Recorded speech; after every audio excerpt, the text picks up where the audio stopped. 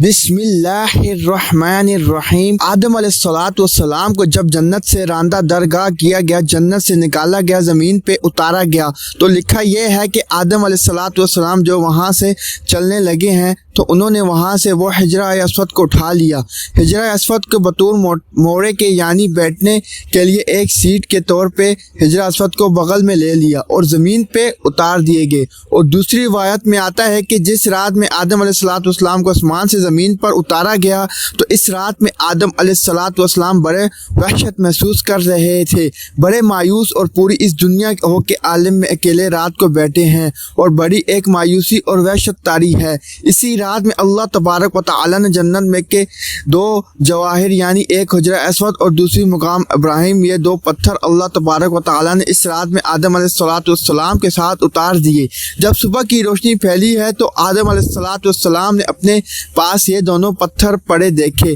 پہچان گئے کہ یہ تو جنت کے میرے ساتھی ہیں، کہ جنت کے جواہرات میں سے آپ نے دونوں کو لے کے سینے سے لگا کے ان کو بغل گیر ہو گئے۔ اس سے تسکین حاصل کرنے لگے کہ یہ وہ جنت کا ایک سامان میرے ساتھ آ گیا ہے۔ اس طریقے سے اللہ نے ان دونوں پتھروں کو زمین پر اتارا۔ اور عجیب بات ہے، ایک حدیث میں آتا ہے کہ آدم علیہ السلام جو حجرہ اسود لے کر آئے تھے، اصل میں حجرہ اسود ایک فرشتہ تھا۔ جب آدم علیہ السلام کو جنت میں اللہ تبارک و تعالی نے آباد کیا، ایک فرشتے کی نگرانی لگا دی تھی کہ آدم علیہ السلام کی نگرانی کرے کہ وہ ان تمام کی جنتی ان کے لیے مصباح ہے، لیکن یہ جو ایک درخت ہے اس درخت کے کھانے سے ان کو منع کیا گیا ہے، تو تم اس کی نگرانی کرتے رہو کہیں آدم علیہ السلام اس درخت کا پھل نہ کھائیں۔ چنانچہ یہ فرشتہ جو ہے وہ آدم علیہ السلام کی نگرانی کرتا رہا، تو آدم علیہ السلام بھی محتاط رہے اور جنت کے اندر وقت گزرتا رہا۔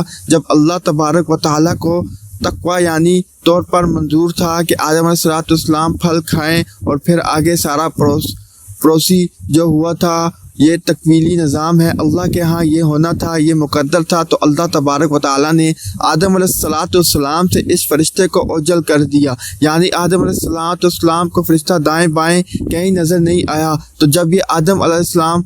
کو پھل کھانے کا موقع آیا تو انہوں نے آگے بڑھ کے اس پھل کو کھا لیا۔ جیسے ہی پھل کھایا تو اللہ تبارک و تعالیٰ کے ہاں ظاہر ہے کہ ایک خاص قسم کا عذاب نازل ہوا کہ یہ تمہیں منع کیا گیا تو کیوں کھایا؟ تو اسی ہیبت دبدے کہ عالم میں اللہ تبارک و تعالیٰ نے اس فرشتے کی طرف دیکھا۔ جب اس ہیبت کے عالم میں اس فرشتے کو دیکھا ہے تو فرشتہ خوف سے پتھر بن گیا اور وہ حجرہ اسود کی شکل کے اندر قائم ہو گیا، اور جس کو آدم علیہ السلام زمین پہ لائے۔ اس کی تائید ایک دوسری صحیح حدیث یہ ہوتی ہے کہ نبی کریم صلی اللہ علیہ وسلم فرماتے ہیں کہ کل روز قیامت میں جب حجرہ اسود میدان حشر میں آئے گا تو اس کے دو کان ہوں گے، اس کی دو آنکھیں ہوں گی، اس کی زبان ہوگی، باقاعدگاہ ہاتھ ہوں گے، گویا کہ پورے ہاتھ پیر کے ساتھ میں یہ میدان حشر کے اندر پہنچے گا۔ اور ساتھ ہی نبی صلی اللہ علیہ وسلم نے فرمایا کیونکہ حجرہ اسود اصل میں ایک فرشتہ تھا، وہاں اللہ تبارک و تعالیٰ دوبارہ اس کو انہیں اعضاء کے ساتھ ظاہر کر دیں گے، اور وہاں پہنچ کر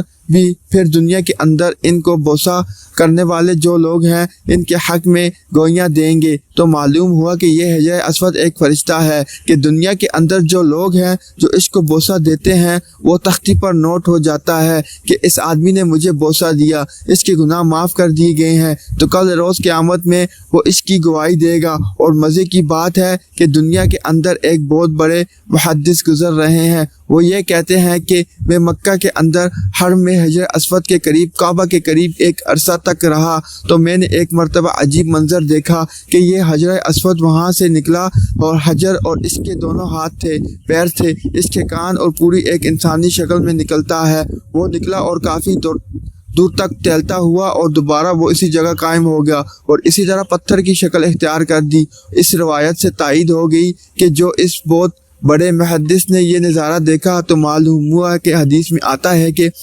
جب حجر اسود کو کوئی حج یا عمرہ کرنے والا بوسہ دیتا ہے تو حقیقت میں وہ اللہ سے مصافحہ کرتا ہے، اللہ سے سلام کرتا ہے، تو سلام کرنے کے نتیجے میں اللہ تبارک و تعالیٰ اس کے سارے گناہوں کو معاف کر دیتے ہیں۔ جیسے خود دو ایمان والے جب آپس میں ایک دوسرے سے مصافحہ کرتے ہیں، حدیث میں آتا ہے کہ ان دونوں کے الگ ہونے سے پہلے، ان کے مصافحے الگ ہونے سے پہلے اللہ گناہ معاف کر دیتے ہیں۔ تو وہاں حجرہ اسود کو مصافحہ گویا کہ اللہ سے مصافحہ ہے، تو اللہ سے مصافحہ اور گناہ معاف نہ ہو، یہ کیسے ہو سکتا ہے؟ اس سے اللہ تبارک و تعالیٰ گناہوں کو معاف کر دیتے ہیں۔ تو یہ حجرہ اسود یہ وہ فرشتہ ہے کہ جو ہر بوسہ دینے والی کی تفصیلات کو نوٹ کر لیتا ہے۔ تو اللہ سے دعا ہے کہ اللہ تبارک و تعالیٰ ہمیں حجرہ اسود کا سلام اور اس کا بوسہ لینے کی سعادت نصیب فرمائے، آمین۔ لیکن اس میں شریعت کا مسئلہ لکھا ہے کہ اس کے لیے آپ کسی دوسرے کو تکلیف دے کر اس کا بوسہ نہ لے۔ تکلیف دے کر بوسہ لیں گے تو ظاہر ہے بوسہ لینا ایک مستحب عمل ہے، لیکن تکلیف دینا حرام ہے۔ حرام کام کر کے ایک مستحب حاصل کریں گے، اللہ تبارک و تعالیٰ کے آگے اس کی کوئی قیمت نہیں۔ اگر نہیں موقع تو دور سے استلام کر لیں، استلام کر کے چوم لیں تو آپ کو وہی اجر ملے گا جو کہ بوسہ دینے کے موقع پر ملتا ہے۔